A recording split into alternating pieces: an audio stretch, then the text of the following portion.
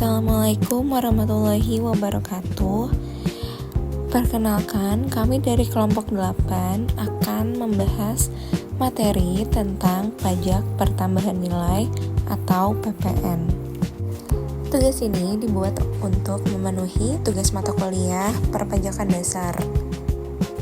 Mata kuliah ini diampu oleh Bapak Ardi Bahtiar, SEMM.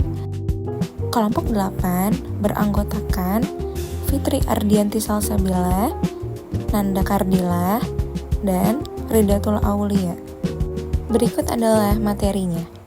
Baiklah, di sini saya akan membacakan daftar isinya. Yang pertama ada pengertian dan dasar hukum PPN. Yang kedua ada objek dan subjek PPN. Yang ketiga ada tarif PPN terbaru dalam UU, HPP, dan PMK 131 tahun 2024. Yang keempat ada mekanisme perhitungan PPN tahun 2025. Yang kelima ada barang dan jasa yang tidak kena PPN. Yang keenam ada faktur pajak dan administrasinya. Yang ketujuh ada contoh soal dan ilustrasi. Yang kedelapan atau yang terakhir ada kesimpulan. Pengertian dan dasar hukum PPN. Pajak pertambahan nilai atau PPN adalah pajak tidak langsung yang dikenakan atas setiap penyerahan barang kena pajak atau BKP, atau jasa kena pajak atau JKP, dalam kegiatan usaha atau pekerjaan. PPN ini dipungut oleh pengusaha kena pajak atau PKP dan disetorkan ke kas negara. Dasar hukum PPN. Yang pertama ada Undang-Undang Nomor 8 Tahun 1983. Ini menjadi Undang-Undang PPN pertama di Indonesia.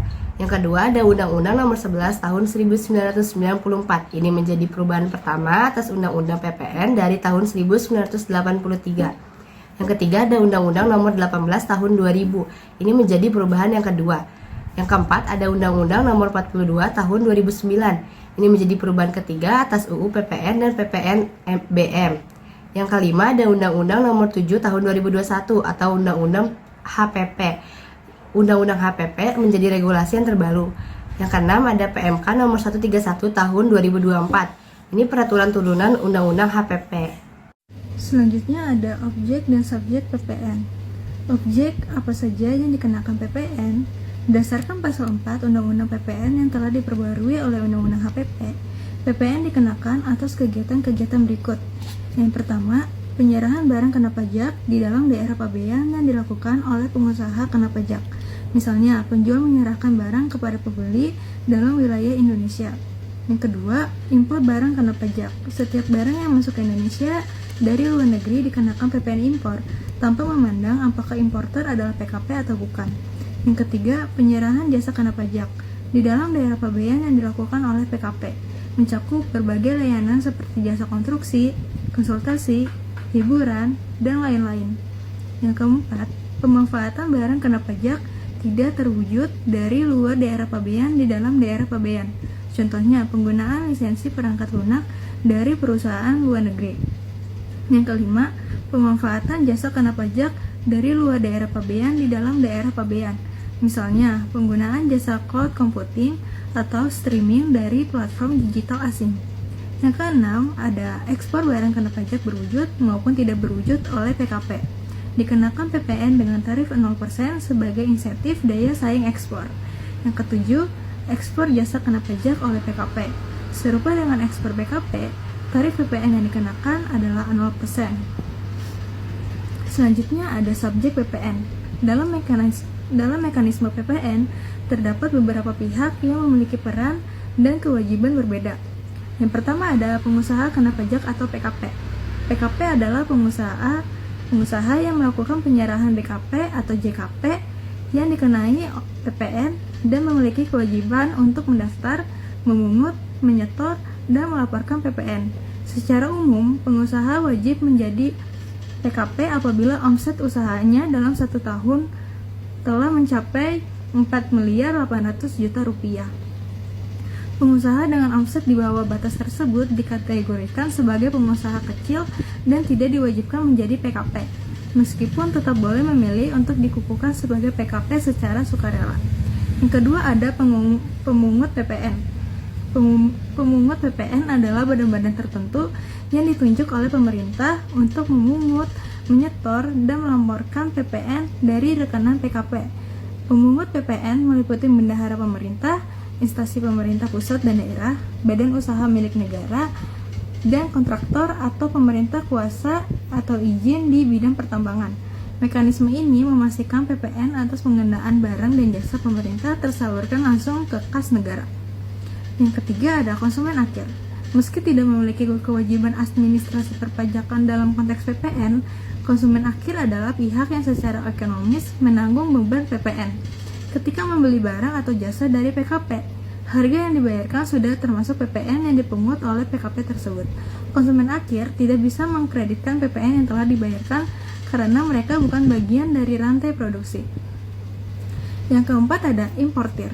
Siapapun yang mengimpor BKP ke dalam wilayah Indonesia dikenakan PPN impor tanpa memandang apakah mereka PKP atau bukan.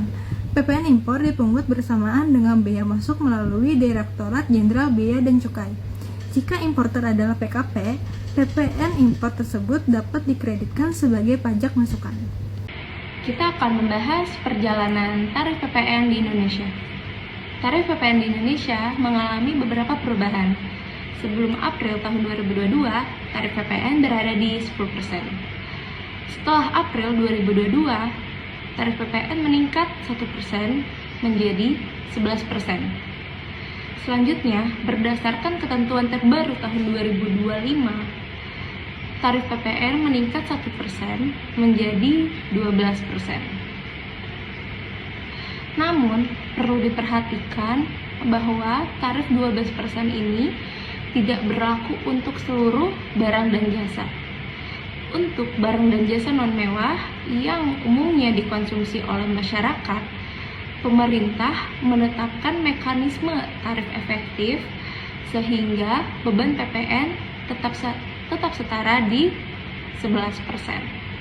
Menurut Peraturan Menteri Keuangan Nomor 131 Tahun 2024, klasifikasi tarif PPN 0% untuk ekspor, tarif PPN efektif 11% untuk barang dan jasa non-mewah, dan tarif PPN penuh 12% untuk barang mewah seperti kendaraan, hunian lebih dari 30 miliar, pesawat, dan senjata.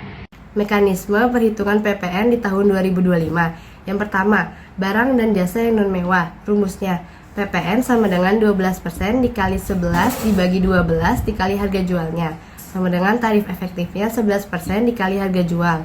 Contohnya, kita punya laptop yang seharga 10 juta.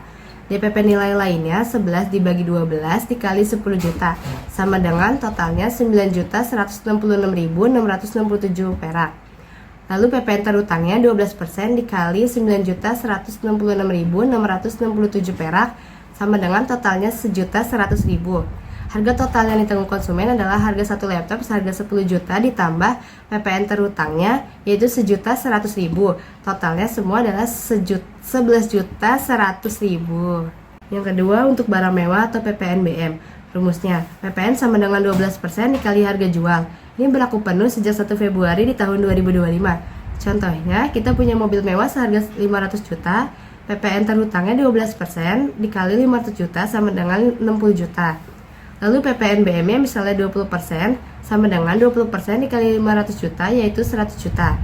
Total pajaknya yaitu PPN ditambah PPN BM sama dengan 60 juta ditambah 100 juta. Totalnya 160 juta. Selanjutnya ada barang dan jasa yang tidak dikenakan PPN.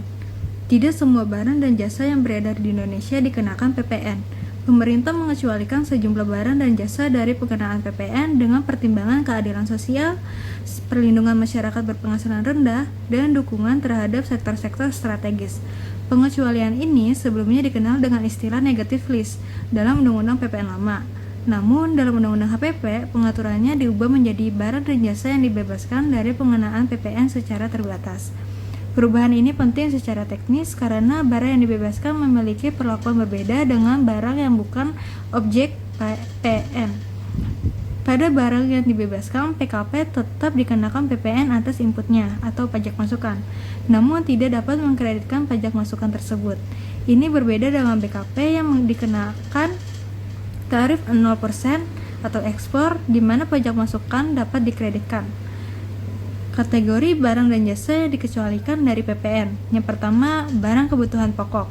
Barang-barang yang sangat dibutuhkan oleh rakyat banyak dikecualikan dari PPN demi menjaga keterjangkauan harga pangan. Kategori ini meliputi beras dan gabah, jagung, sagu, kedelai, garam konsumsi, daging segar yang tidak diolah, telur, susu perah segar, buah-buahan segar, dan sayuran segar.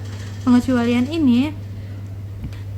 ini langsung melindungi daya beli masyarakat, terutama kelompok berpenghasilan rendah yang mengalokasikan sebagian besar pendapatannya untuk kebutuhan pangan. Yang kedua, jasa pendidikan. Jasa yang bersifat pendidik dikecualikan dari PPN untuk mendukung akses masyarakat terhadap pendidik yang berkualitas. Ini mencakup jasa penyelenggaraan pendidikan formal dari tingkat PAUD hingga perguruan tinggi yang mendapatkan izin resmi dari pemerintah. Jasa pendidikan informal seperti kursus atau pelatihan keterampilan, serta jasa pendidikan non-formal. Kebijakan ini selaras dengan komitmen pemerintah dalam meningkatkan kualitas sumber daya manusia Indonesia. Yang ketiga ada jasa pelayanan kesehatan. Dalam kesehatan medis dikecualikan dari PPN mengingat kesehatan adalah kebutuhan dasar yang harus terjangkau oleh seluruh lapisan masyarakat. Yang termasuk dalam kategori ini adalah jasa dokter umum, dokter spesialis, dokter gigi, jasa rumah sakit, klinik, puskesmas, laboratorium medis, fisioterapis, dan jasa psikolog klinis. Tujuannya agar biaya layanan kesehatan tidak semakin membebani masyarakat dengan tambahan pajak. Yang keempat ada jasa pelayanan sosial. Jasa yang bersifat sosial dan amal dikecualikan dari PPN, meliputi jasa panti asuhan, panti jompo, jasa pemakaman, jasa olahraga, dan jasa pelayanan sosial lainnya yang tidak mencari keuntungan. Kebijakan ini mendorong kegiatan sosial kemasyarakatan agar tidak terbebani kewajiban perpajakan. Yang kelima ada jasa keuangan dan asuransi. Jasa di bidang perbankan dan keuangan dikecualikan dari PPN karena memiliki karakteristik yang unik, seperti bunga pinjaman, sulit diidentifikasi nilai tambahnya secara spesifik. Jasa yang dikecualikan mencakup jasa penghimpunan dana atau tabungan dan deposito, pemberian kredit dan pinjaman, jasa pengadaian, jasa asuransi jiwa, dan jasa reasuransi serta jasa pasar modal tertentu. Yang keenam ada jasa angkutan umum. Jasa angkutan umum penumpang di darat, laut, dan udara dalam negeri dikecualikan dari PPN untuk menjaga keterjangkauan transportasi publik. Ini mencakup jasa angkutan kota, bus antar kota, kereta api, feri, dan penerbangan domestik. Faktur pajak dan administrasi PPN. Apa sih faktur pajak itu? Faktur pajak adalah dokumen resmi yang dibuat oleh pengusaha kena pajak atau PKP untuk mencatat barang kena pajak atau BKP dan jasa kena pajak atau JKP. Faktur pajak wajib dibuat oleh pengusaha kena pajak atau PKP saat menyerahkan barang kena pajak atau BKP dan jasa kena pajak atau JKP. Faktur pajak juga wajib menggunakan e-faktur atau sistem digital dari Direktorat Jenderal Pajak yang berisi NPWP penjual dan pembeli beserta tanggal dan nilai transaksinya. PPN keluaran adalah PPN yang dipungut oleh PKP atau pengusaha kena pajak dari pembeli. PPN masukan adalah PPN yang dibayar oleh PKP atau pengusaha kena pajak saat membeli. Selisih antara pajak keluaran dan masukan akan menjadi dasar penentuan jumlah PPN yang harus disetorkan ke negara. Kewajiban PKP. Ambang batas PKP ketika PKP memiliki 4,8 miliar omset per tahunnya. SPT masa PPN dilaporkan setiap bulan, paling lambat akhir bulan. Penyetoran PPN paling lambat tanggal 15 bulan berikutnya, dan menggunakan NIK sebagai NPWP yang berlaku bagi wajib pajak orang pribadi menurut Undang-Undang Harmonisasi Peraturan Perpajakan. Contoh soal dan ilustrasi PPN di tahun 2025. Yang pertama ada penjualan barang non mewah oleh PKP. Kita beri contoh PT Teknologi Maju telah dikukuhkan sebagai PKP dan pada bulan Maret di tahun 2025 perusahaan ini menjual 5 laptop kepada konsumen akhir dengan harga masing-masingnya 12 juta. Berapakah total PPN terhutang untuk transaksi tersebut? Penyelesaiannya, total harga jual 5 laptop dikali 12 juta. sama dengan 60 juta. DPP nilai lainnya 11 dibagi 12 dikali 60 juta sama dengan 55 juta. Lalu PPN terhutangnya 12% dikali 55 juta, totalnya 6.600.000. Atau dengan cara langsung yaitu 11% dikali 60 juta, totalnya 6.600.000. Soal yang kedua ada perhitungan penjualan barang mewah atau PPNBM. Sebagai contoh, PT Kencana Auto adalah dealer resmi kendaraan bermotor mewah yang berstatus PKP. Pada bulan April 2025, perusahaan menjual 1 unit UEV dengan harga jual 850 juta. Kendaraan ini dikenakan PPNBM sebesar 40%. Hitungan PPN dan PPNBM yang terutang. Penyelesaiannya, PPN yang dikenakan adalah 12% dikali harga jual 850 juta sama dengan 102 juta rupiah. Tarif penuh karena tergolong barang mewah dan tidak menggunakan DPP nilai lain. Lalu menghitung PPNBM. PPNBM yang dikenakan adalah 40% dikali harga jual yaitu 850 juta sama dengan 340 juta rupiah. Total kewajiban pajak atas transaksi tersebut adalah harga jual 850 juta rupiah ditambah PPN 102 juta rupiah ditambah PPNBM 340 juta rupiah. Total yang harus dibayar pembeli adalah 1.292 juta rupiah. Catatan, PPNBM yang ditanggung oleh pembeli dan tidak dapat dikreditkan. Selanjutnya ada contoh soal nomor 3, yaitu PKP transaksi campuran. PT Garmen Nusantara berstatus PKP dalam 1 bulan pajak melakukan penjualan lokal senilai 200 juta dan ekspor 150 juta. Pajak masukan atas pembelian bahan baku tersebut senilai 18 juta. Hitunglah PPN yang harus disetor. Kita harus menghitung dahulu pajak keluaran atas penjualan lokal, yaitu menggunakan tarif 11%, yaitu 11% dikali 200 juta dan hasilnya adalah 22 juta.